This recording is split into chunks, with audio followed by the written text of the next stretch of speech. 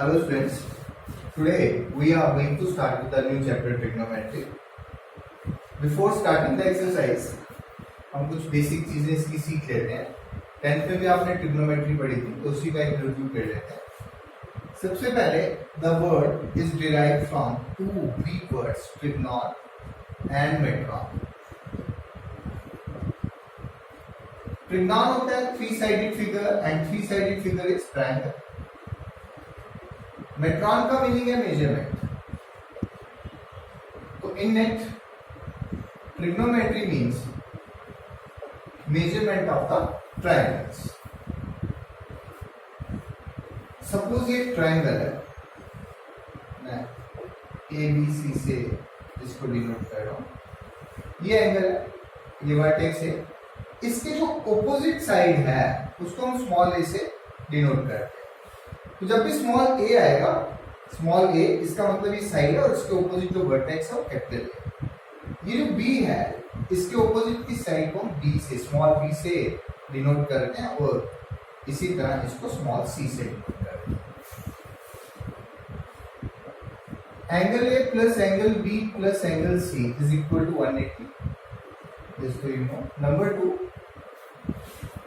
Inequality property क्या बोलती है? A plus B is greater than c. इसका मतलब है sum of any two side is always greater than the third side.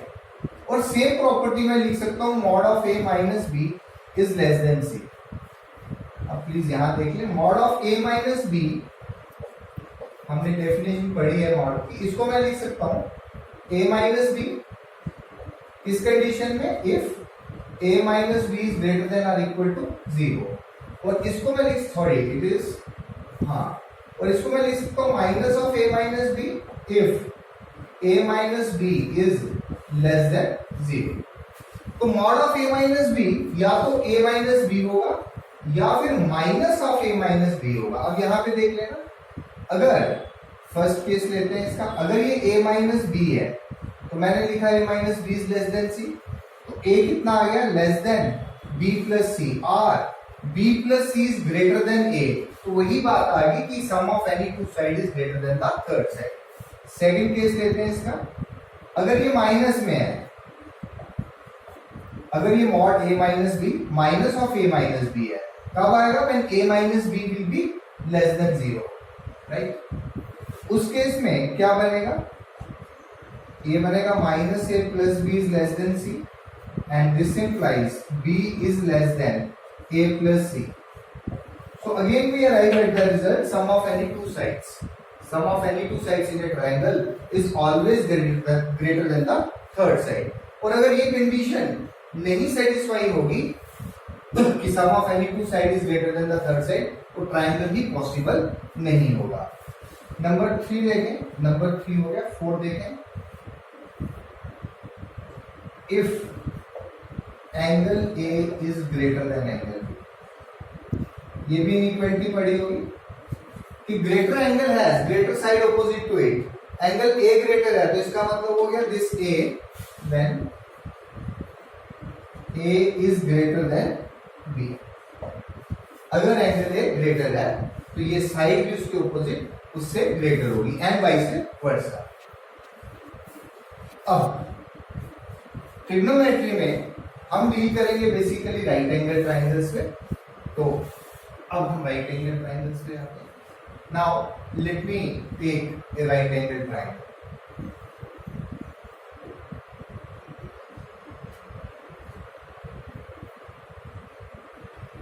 Let's say this is right angle at B. Let's say this angle is theta. Class 10th में पढ़ा आपने. ये base आएगा, theta के opposite side, इसको हम opposite side भी बोलते हैं या परपेंडिकुलर भी बोलते हैं. और longest side remains the hypotenuse.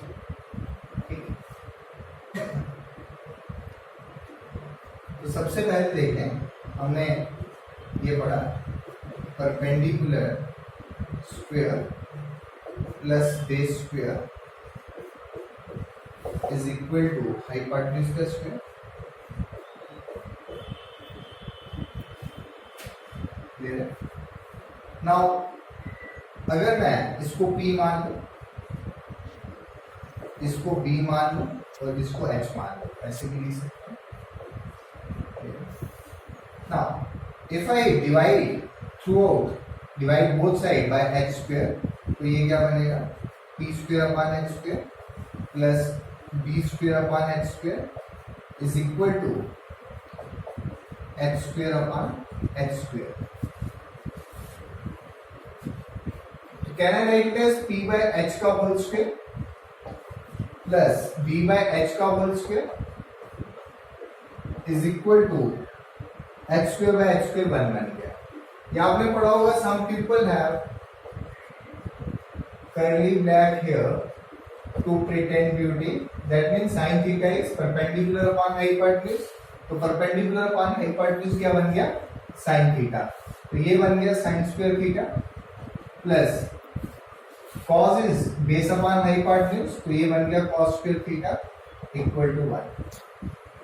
and in class 10 we have already studied, इनको हम क्या बोलते थे, इनको आइडेंटिटीज बोलते थे। तो कुछ और भी आइडेंटिटीज थी, एक आइडेंटिटी थी जैसे sec square theta minus tan square theta equal to 1। और इस रिजल्ट से एक बड़ा इंपॉर्टेंट रिजल्ट डिराइव होगा, ध्यान से देखना, a square minus b square sec theta minus tan theta into sec theta plus tan theta is equal to 1, and therefore either you write this here, keep this expression here or this expression here. What I mean to say is कि ये दोनों expression एक दूसरे का reciprocal है। This is 1 upon sec theta plus tan theta, and similarly तो sec theta minus tan theta is 1 upon sec theta plus tan theta, or you can write sec theta plus tan theta is 1 upon sec theta minus tan theta। और ये result जरूर 10th class में prove भी किया होगा। And then you have studied cosec square theta minus cot square theta equal to 1, and this result you can reduce. तो ये class 10 तक था जितना हमने पढ़ा था। अब क्लास 11 की ट्रिग्नोमेट्री जो है वो 10 से थोड़ा सा हायर लेवल पे है, और 10th में बहुत सारी चीजें ऐसी होंगी जो आपने कर ली होंगी, लेकिन उसमें कहीं ना कहीं कुछ डाउट होगा जो आप क्लियर होंगे। जैसे एक सिंपल सा क्वेश्चन है, what's the value of sin 90 degree. So sin 90 degree is always 1, everyone knows that, ठीक है। What does this imply, sin 90 degree equal to 1, sin theta is perpendicular upon hypotenuse, इसका मतलब है p by h1 हो गया। p by h1 होने का मतलब है p is equal to h बन गया। तो क्या राइट ट्रायंगल में परपेंडिकुलर और हाइपोटेन्यूज इक्वल हो सकते हैं?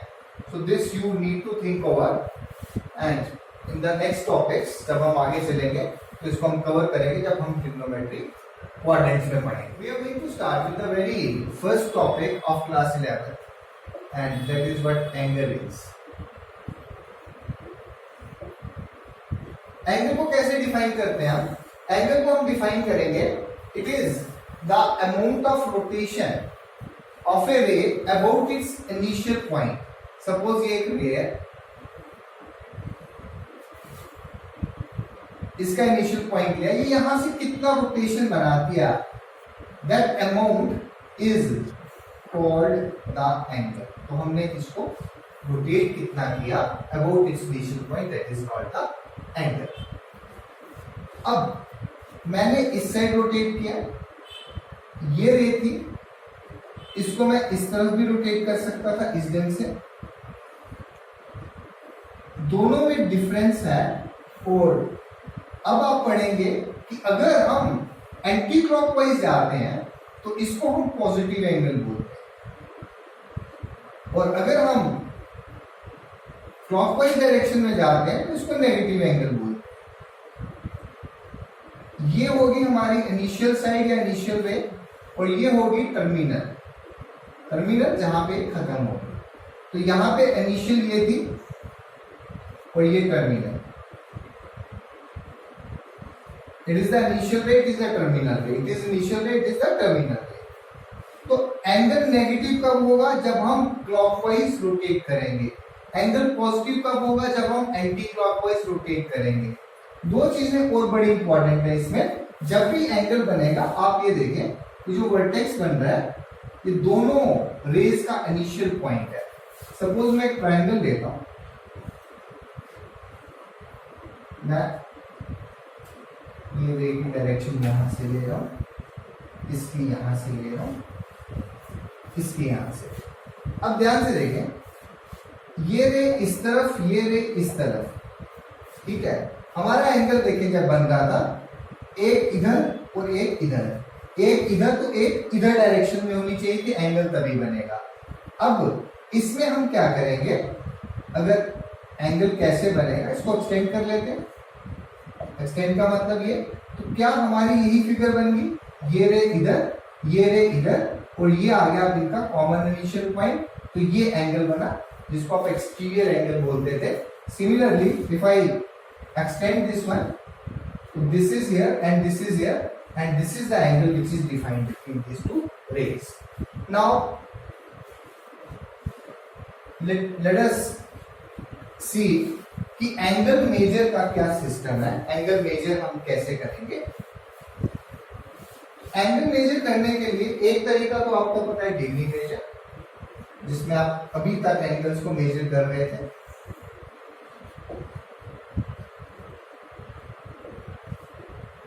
Now, one right angle is always 90 degree. This you know.